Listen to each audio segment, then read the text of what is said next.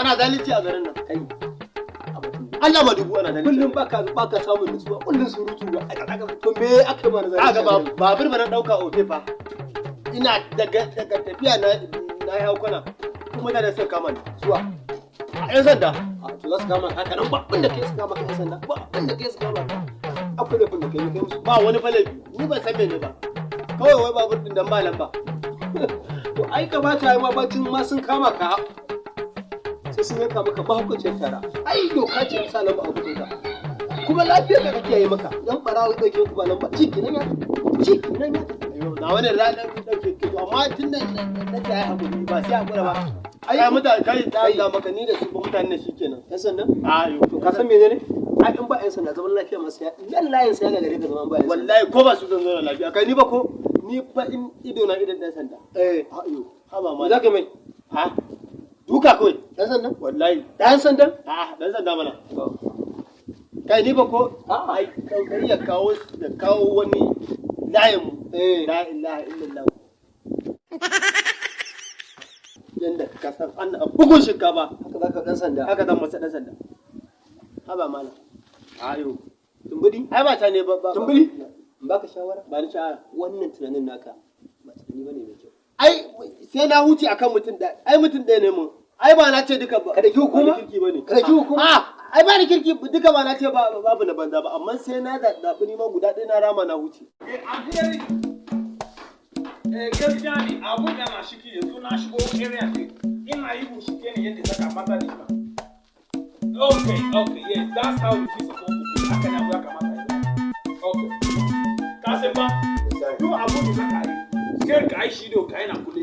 Gaskiya ne. Ka bude idon ka kai komai. Ka san duk binciken da ya kamata a yi. Dan insha Allah mu gano wannan wajen. Saboda kar ka bi rami da muci ya shi. Gaskiya ne. Kai bishike kai kashe da shi. Gaskiya ne wallahi. Wannan gaskiya. Ga wasu mutane sai suna hira yalla bai. Su za mu je mu tambaya. Gaskiya ka san an shi wai da dingari ana shi. Wannan haka yake. Mu je ka je shi. Okay, carry on. Ka je da ni ma. Salamu alaikum. Barka ku da huta. Barka da aiki. Barka da. Ya aiki. Alhamdulillah. Dala kamar kuna gan kama kuna kama da dingari ko? Dala kai kana wannan gwa. Dala ina ne gidan Malam Solo. Da haskiya. A ɗaya nan unguwar ban san wani gidan Ba Allah baka magana ne wannan baya magana. Malam Solo wanda yana behind there. This in this land now, this area where una dey see am. Who say the one lie? Nan ga dade ga mun gwargwar ni ba na gana. Allah ya tambaye wannan yana ji ya buga ne. Malam. Ya Allah tambaya miki Allah wannan mun tambaye shi ya kasa ba mu amsa inda muke nema shine muke tambaya Allah. Shine. Malam Fulmani ne? A'a. Kurma ne amma ina iya fassara abin da yake faɗa. Okay, kai kana ji. Ka san abun da ya faru shi. Ka san mu a matsayin mu ne jami'a abokin ka ne. Abun da yana me bi wannan ne ya san gidan. Amma kuma shi bai yayi magana sosai. Kai kuma kana ji magana sa. To abun da ya faɗa ka taimake da mu sai ka yi translation sai ka fassara da mu. Da Allah ka ce mishi gidan Malam Solo ne muna so tumbaya. Ka gwada da shi Malam Solo mana. Gidan Malam Solo. Kaji abin da ya ce? Yana ga ma yalla bai jiya.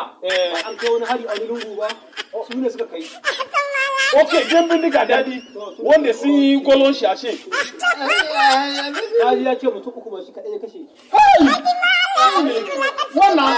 Wannan duka sama kana gida. Dun kuma uba.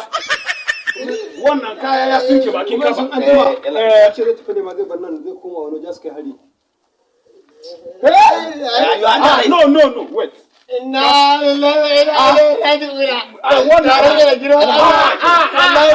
Wannan zaka lalashe da menene? Amina ya sadi. Kusari ne kai. Ka tabe ta da abun da ya faru. Na tabbata. Kuma kana yin magana da yanzu bai yi magana. Ba ga ji ne wallahi. Kai, ka tafi da shi.